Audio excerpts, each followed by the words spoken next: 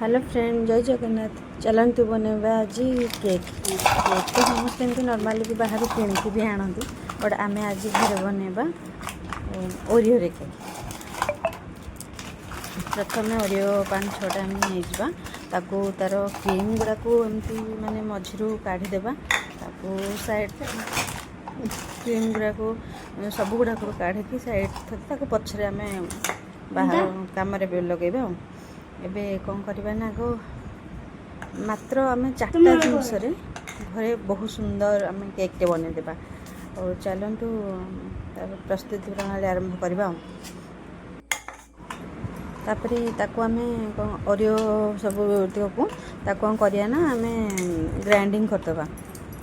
सबूतक भल भाव पाउडर करदे। पाउडर ताकू करके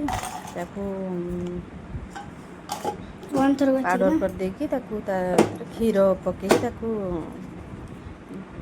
मिसई देबा। देखो भल भाव पाउडर हो गला। पाउडर हो सारा पर से आम कौन करवा ना क्षीर पकेबा। क्षीर भल भाव देखिकी जी तार परिमाण क्षीर दरकार हम से आम गड़े देवा। भल भाव गड़े से चीनी बेसी दरकार ना मिठा अल्प चीनी पकेबा। चीनी ताकू भल भाव फेंटी देबा। देखिकी धीरे धीरे क्षीर आगे पकईदेबा। केक बनवा सीटा आम कौन करवा ना मोर मो पाखे यहाँ थी यहाँ आम बनाऊे।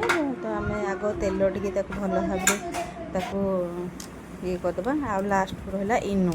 इनोटा आम टे पकईले सांगे सांगे जे सब माने जिते बड़े बनवा ही से सांगे सांगे आम इनोटा पकईबा आ सांगे सांगे ही बनवा।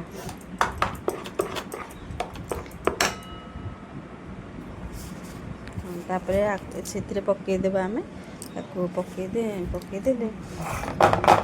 काले सामान टे होती आम दी साइड एमती हल्लैकी ये करदे।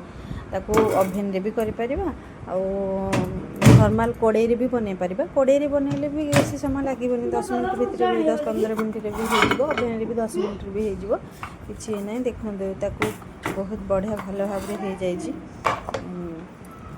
सेटा खायापाई भी जी टेस्ट भी